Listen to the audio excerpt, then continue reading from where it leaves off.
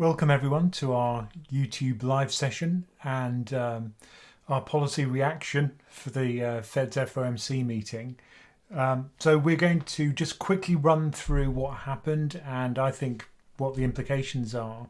But also at the end we will take a few questions and we will prioritize people who support us on YouTube, but also people who have a super chat. So let me just quickly summarize what actually happened. So let's start off with just the kind of expectations that we had at the previous meeting versus the current meeting.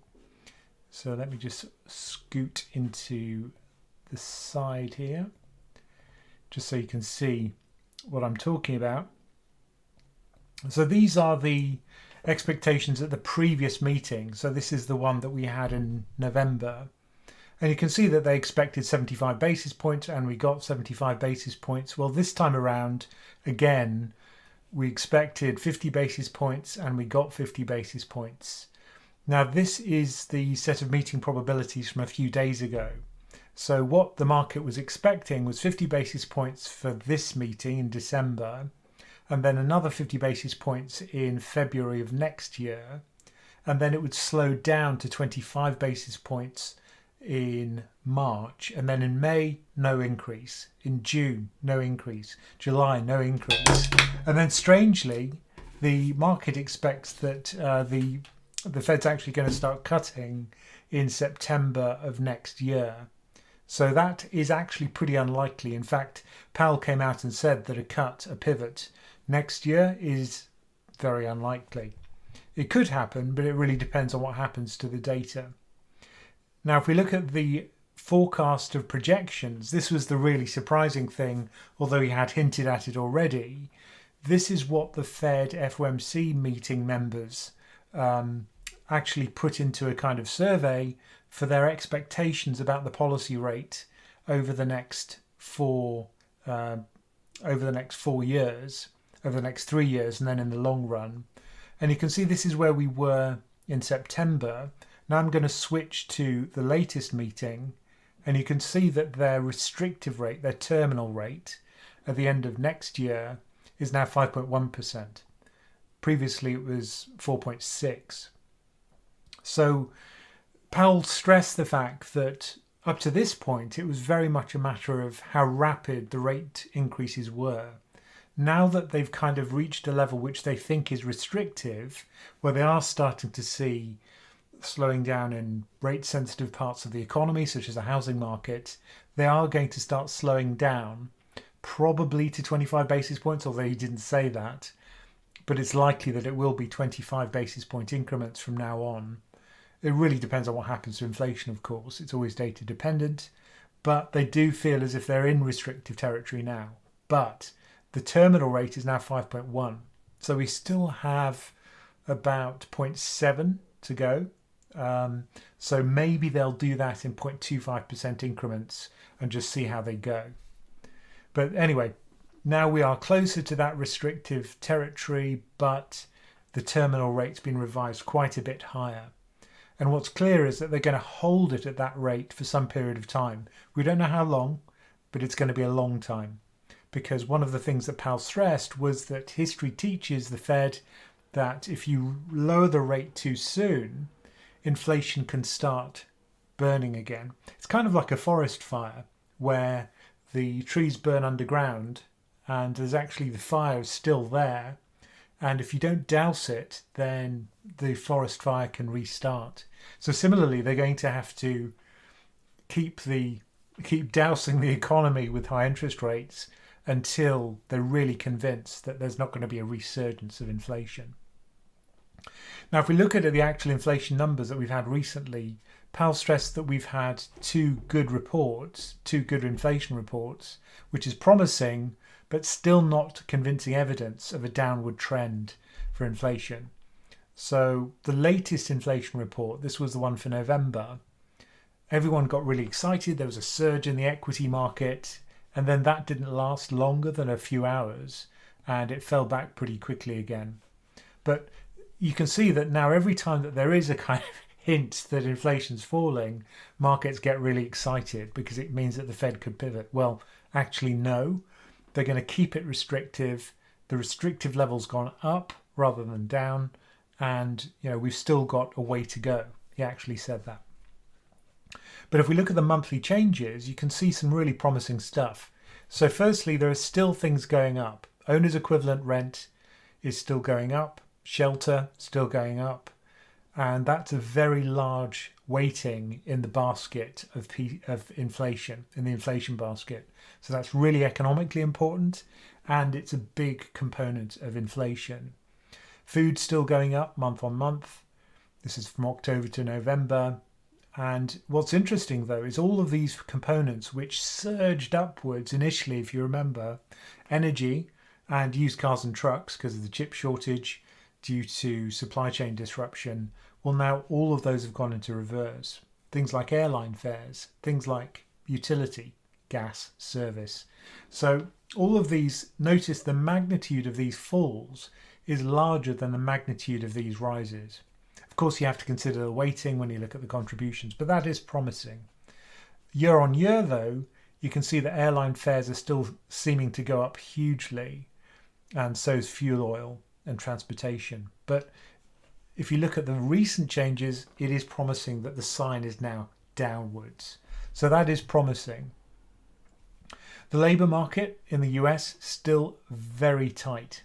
Yeah, there we go. Labour market still very tight. So if we look at the number of job vacancies per unemployed person, it's still 1.7 jobs for every person who's unemployed and looking for work. So very tight labour market, lots of jobs available, more demand for workers than supply of workers which is available.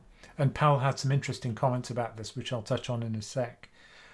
But then if we look at the PCI inflation number, yes, it's coming down to 7.1, but still very tight labour market. And then if we look at the actual inflation numbers, if we look at the headline inflation, it's 7.1. If we look at the wage growth, the thing that Powell stressed was that earnings growth is very high, too high in fact to be consistent with their 2% target. So 5.1% is way above where we were pre-pandemic. Then we were getting around 2, maybe 3% annual average hourly earnings growth. Now we're talking about 5, and there's no sign that that's coming down. So what they'll be looking for is earnings growth coming back down to around 2.5%. And that was the third component of inflation which Powell was talking about. And that's the one that they think is quite sticky and quite obstinate and shows no signs of reacting to monetary policy. So to summarise then, we still have a way to go before we reach a restrictive level. This is what he said last time, and it's what he said this time. It's still premature to discuss pausing, so they're still not talking about doing that. But now they are considering at least where they're going to end up. So firstly, it was about raising interest rates quickly, trying to reduce the pace of inflation growth. Now it's about deciding where the terminal rate is, where they're going to end. And they think now that that's going to be 5.1%, over 5 anyway. 17 of the 19 voting members of the FOMC committee are now putting their dot plot for the terminal rate above 5%. That's very high compared to what we're used to. And also, they're not going to change their target. Some people have been suggesting, like Mohammed El-Arian, that they're going to secretly have a target which is higher than 2%, and they'll quietly keep that target in mind when they're looking at inflation. No, that's not what they're doing. At least that's what the Fed is saying. They're not even considering changing that target. They might do that as a kind of long-term research project after this inflation spike is quelled. But for the time being, they're not even considering changing their target from 2% to, say, 3%. And they were stressing again, reflecting Volcker's experience, that you don't want to withdraw strong policy responses too soon. So they'll keep it there for a long time. So don't expect to pivot unless there's a substantial fall in inflation and a sustained fall. And it's wages which they're really keeping a very close eye on. So that's a kind of summary of where we are. Now, there were some interesting points that Powell made, which I'll just kind of summarize from my notes, which I'll just pull up. I think what was interesting was when he was talking about the 4 million people. This is a thing that cropped up a couple of times. What he's saying is, if you look at where we were in terms of the number of people employed in the US before the pandemic, extrapolate based on population growth and retirement to where we should be, there are 4 million people, or at least more than 3.5 million people missing. Okay. Now, there are a number of reasons for that. It's kind of weird that it's true because, we've got a very high, very tight labour market. We've got high wages. You'd have thought people would be drawn back into the labour force. But there are a couple of factors which have created that mismatch, the 4 million missing workers. One of them is that people have accelerated their retirements after the pandemic. People have said, look, I don't want to go back to work. I'm happy to retire now. I've got enough. After a period of huge equity gains, maybe their 401ks are sufficiently large that they just don't want to go back to work. But whatever the reason, retirement is accelerated. And we've seen a similar trend in the UK. There are also 500,000 people who died, who were of working age, who died from COVID. So clearly, they've fallen out of the labour market, and there's also less migration. And what was kind of interesting is that Powell actually said, to business people, well, he said that business people tell the Fed that we don't have enough people to fill our jobs. So there is a kind of structural imbalance in the US labour market and a structural lack of supply for the jobs which are available. But he says he always has to stop short of telling Congress what to do because that's not his job. He just sets the policy rate and that's all he can adjust. So that 4 million missing 4 million missing workers, I thought was one of the really interesting things from the press conference afterwards. What else was there that was interesting? He's saying that there's going to be substantially more evidence required to show that inflation's on a downward path. And those three components that he talked about were kind of interesting. Goods inflation, that's the first component, that's coming down. And that was due to supply chain imbalances and supply chain disruptions. And that's clearly getting better. So things like the chip shortages, so car prices went up. There was a lack of supply of new cars, which made the second-hand market in cars shoot up. That's clearly gone into reverse as that supply bottleneck eases. Housing services has come down. So he was saying that new housing leases are coming down. That should show up in the middle of next year. So it's taking a while for this lease data to kind of pass through the inflation calculation treadmill. But he thinks in the middle of next year, the falling house lease costs are going to start feeding through into the PCE numbers, the personal consumption expenditures inflation numbers. But what's really worrying is the third component, which is services, core services ex housing. Now, this is primarily driven by labour costs. And when we saw previously, we just saw the fact that labour growth, the average hourly earnings increase is around 5%, whereas previously it was about half of that. So that's not really responded to the increasing policy rate at all so far. So that component, it seems to be the obstinate one which kind of isn't going away.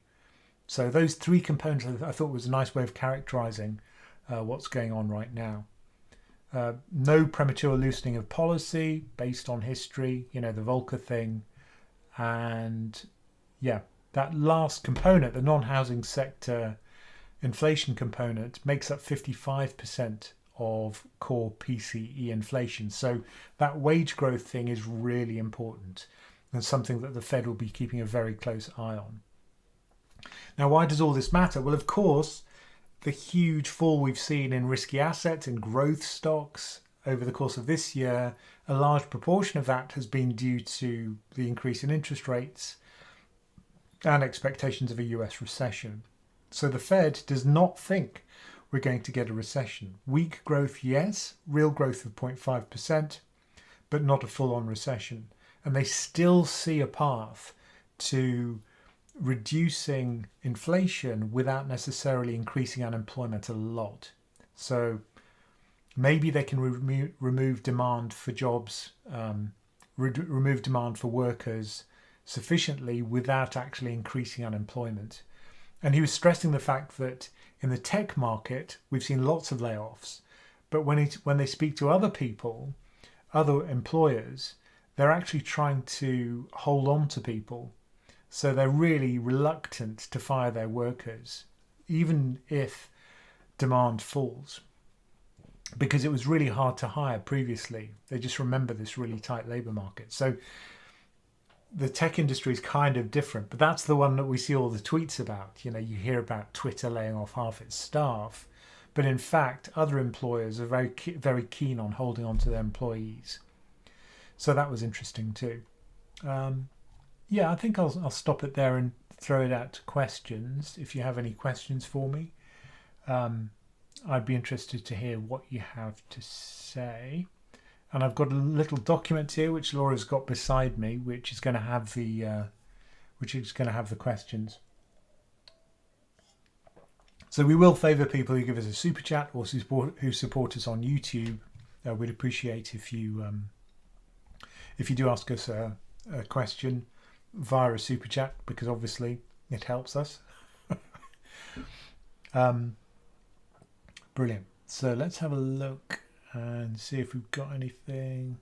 Lots of people saying good evening from Australia. Oh wow, that's amazing. Dr. Mackers, hello. Jane Mittery 2 fell asleep during part of the FOMC meeting. I wish I could have, but you know, I have to do this, so I couldn't. My snoring woke me up, he said. Evening from Joel. Robert Lewis says, what are you waiting for? And someone suggested I was watching the footy.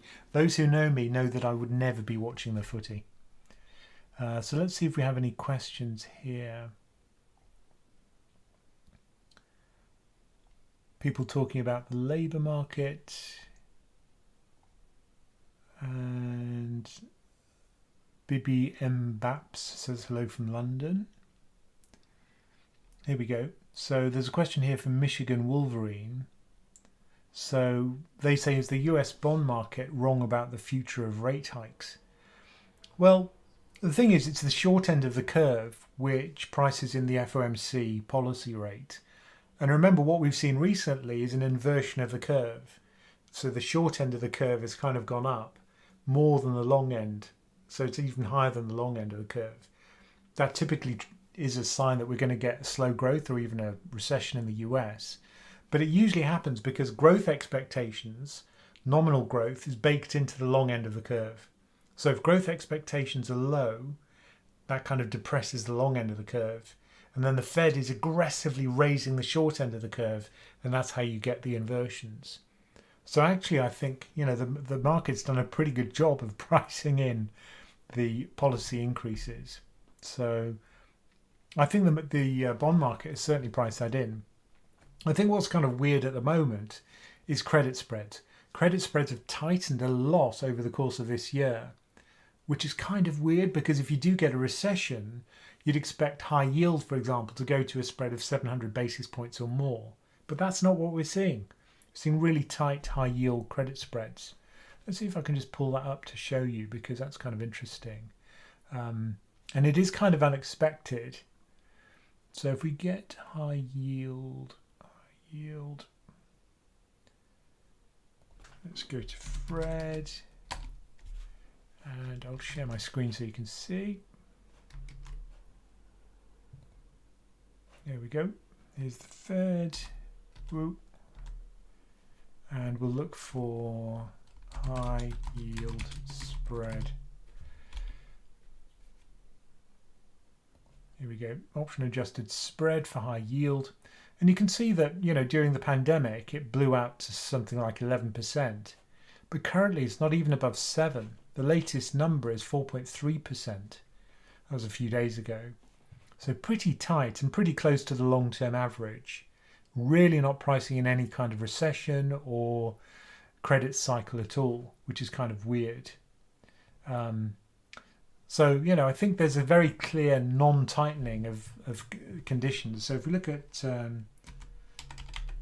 financial conditions, they certainly seem to have loosened recently. So that's what this thing tells you. So tight labour market is a big positive number. And you can see it got very tight in 2008. If we zoom in on the recent financial conditions, yes, it blew out during the pandemic, and there was a tightening over the course of 2022 as the Fed's been aggressively raising rates. But look what happens since September or October. There's been a loosening of policy. Sorry, not a loosening of policy, a loosening of financial conditions. So that would be things like credit spreads. It would be like it would be a rally in the equity markets, for example. So some markets are actually showing signs of loosening, and that's not a good look for the Fed. So Powell was stressing, we don't look at the short-term stuff, we look at the long-term trends. But that looks like a pretty convincing loosening to me when this falls. So, I'm slightly concerned that the market is now already pricing in a pivot when that really isn't appropriate. Despite how many times the Fed has said, look, we're not going to pivot. We're going to keep rates at the restrictive level. All we're trying to work out is what that restrictive level is. And they're probably going to feel their way in 25 basis point increments now to find that restrictive level. But once they find it, they're going to stick at it. And that's going to be a period of probably a year. So I would only expect them to change their policy at the very end of next year. Remember that if they do pivot, it would be because things have got really bad, right?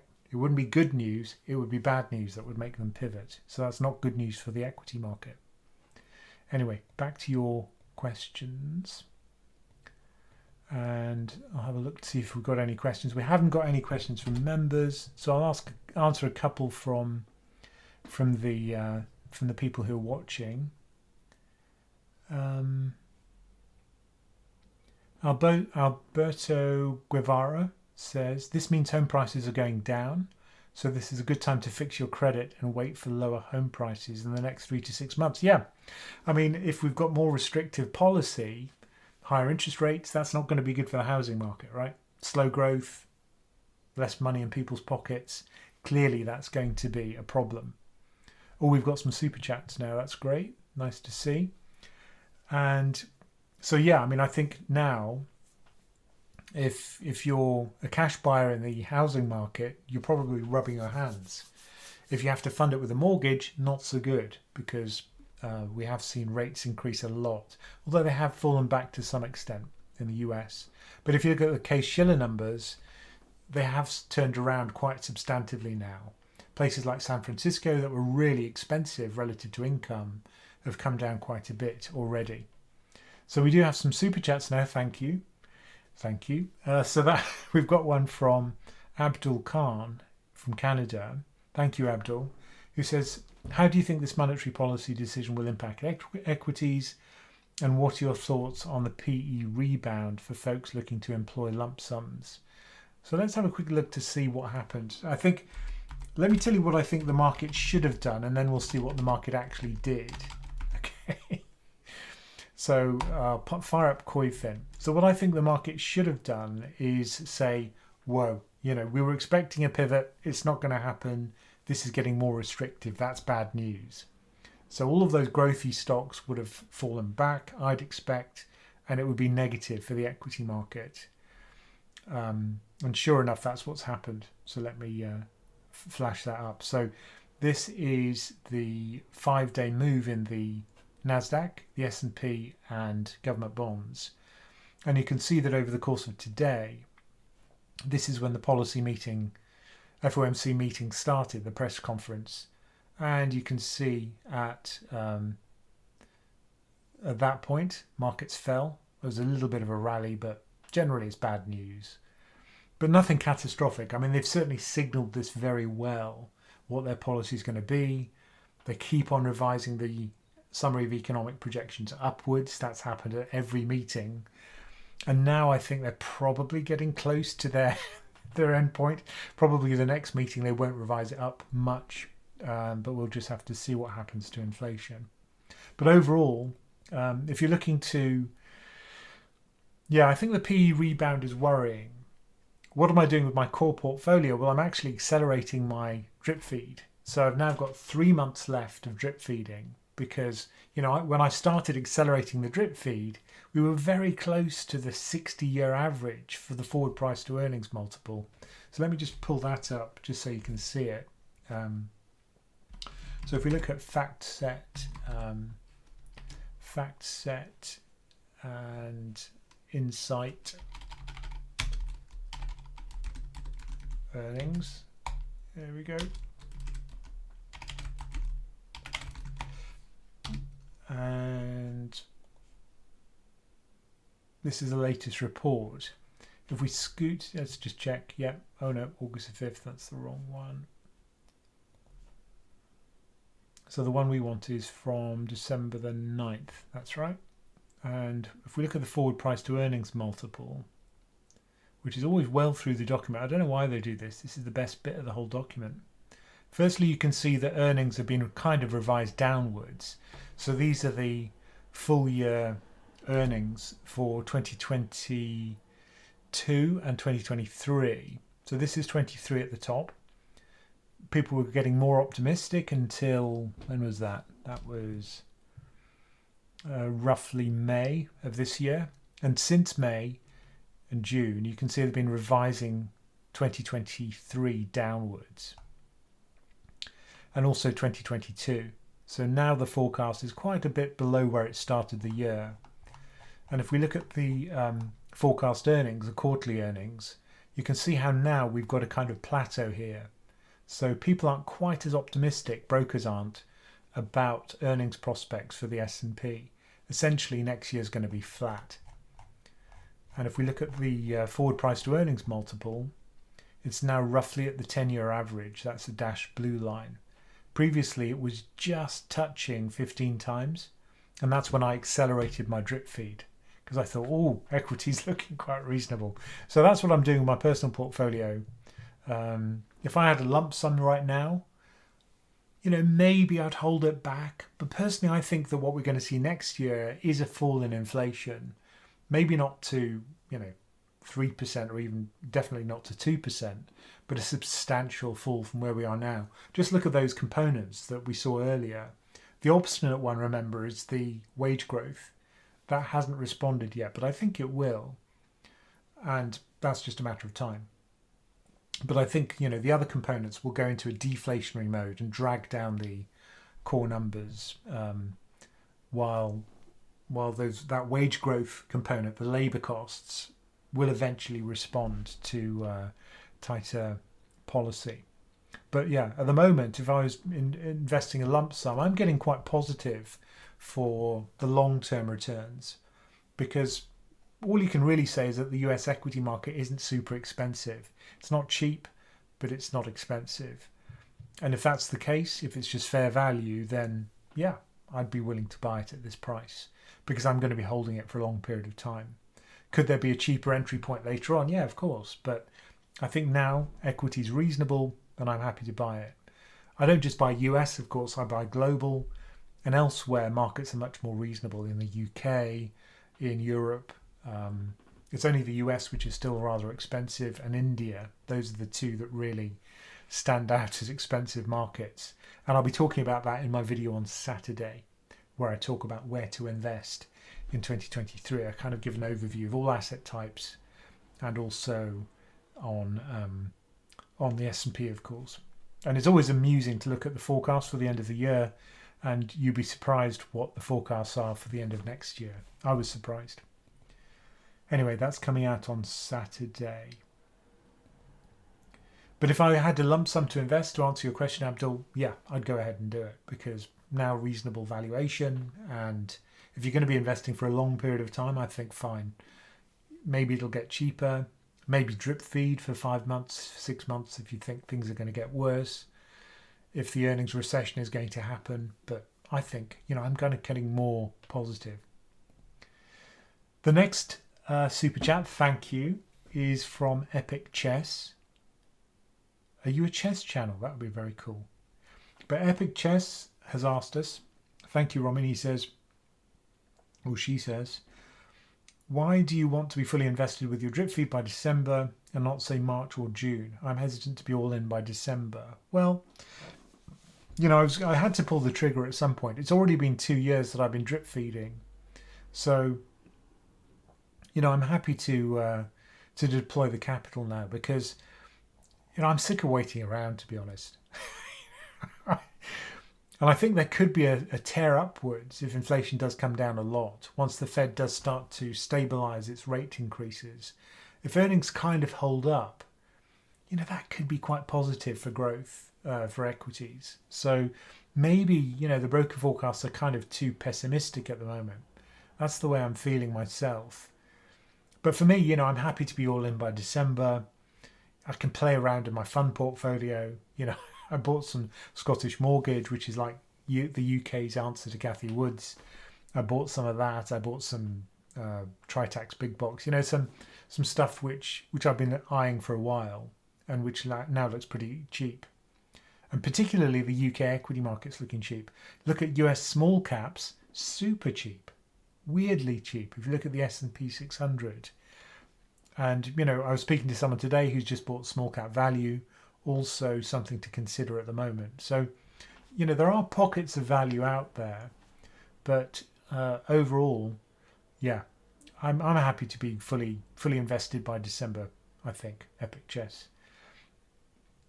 If I was starting from scratch, yeah, maybe I'd extend it. I would extend to March or June, get a couple more earnings seasons under the belt to make sure what the effect of reduced margins, weaker top line growth is going to be on earnings.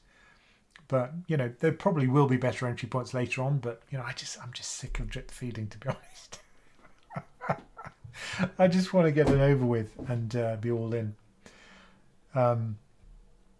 Maybe that's bad, but that's what I want to do. I kind of want to be 100% invested in equity at the moment, because, yeah, I think fixed income is. It depends on where in fixed income you're going to be. If you take more risk, I think the returns there could be quite good. But again, I think there could be better entry points for high yield credit later on in the year. So what I am going to do in my fund portfolio is watch very carefully what happens to credit, because I think there's going to be an accident. I think it's going to widen. Spreads are going to widen, and I think there'll be a better entry point. But anyway, core portfolio, 100% equity in 3 months. So that's the beginning of next year. David Garth, thank you for your super chat. He says, will the Bank of England base rate exceed the Fed to ease inflation? I think that's unlikely, because the UK is in a kind of very different place to the US. So we also have a tight labour market. That's one similarity. The same is true in Australia. The same is true in Canada. And, we're aggressively increasing the policy rate, but growth in the UK is much weaker. So the Bank of England is forecasting a recession. That is their central case. Not only that, but it's going to last a long period of time, a shallow but annoyingly lengthy recession. And if that's your central case, you don't want to be aggressively raising interest rates, particularly for the UK, where we're much more rate sensitive in our housing market, because we can't fix it for 30 years like the US, where if you just stay in your house, you're going to have locked in an incredibly low rate forever, effectively. In the UK, we have fixed periods for 2 years, 5 years, and then it reverts to floating, and you have to fix again. So if rates increase here, maybe 100,000 people a month are going to have to refix at a higher rate. So the pain of raising interest rates is much greater and felt much more quickly. So monetary policy acts more rapidly, particularly on the housing market, and that accounts for about a half of UK wealth. So that's why I think the UK probably will not be as aggressive in terms of its terminal rate. I think our terminal rate will be lower, although the Bank of England has to aggressively raise rates when the Fed does. I think they'll probably parallel it, but keep it at a lower level. So the terminal rate will be lower because our economy just can't weather higher rates, unfortunately. In Europe as well, of course, we've got the effects of the energy crisis, which the US doesn't feel because they're an energy producer. A lot of if you look at the sector composition of the S&P, the only sector which has gone up this year is energy. If you look at earnings, the greatest earnings growth has been in energy. Strip out energy and you've got 2 quarters of earnings recession in the United States. So I think, the energy's been the real discriminator as to what happens with the economies around the world, but also the equity markets and the monetary policy around the world. That's really the driver of everything at the moment. The countries which depended on Russia for energy, either directly or indirectly, are the ones which have suffered the most and which are suffering from the highest inflation and the weakest economic growth. So, we're at the epicenter, unfortunately, of weak growth and the impact of Russia's invasion of Ukraine. So that's why I think the UK probably won't be able to raise as much as the Fed. But we'll have to see. We'll just have to see what happens in the UK, whether we do manage to negotiate our way through this kind of crisis period fairly well. But that is a concern, that the Bank of England has to tread much more carefully than say, the Fed. Anyway, back to your questions. How are we doing for time? Oh dear, we've run quite over time. Okay. I think that's plenty of time for this. But look, thank you for joining us. Really appreciate your company on this call. And Laura and I had a bet about how many people would be watching this, and I won the bet, I've got to say.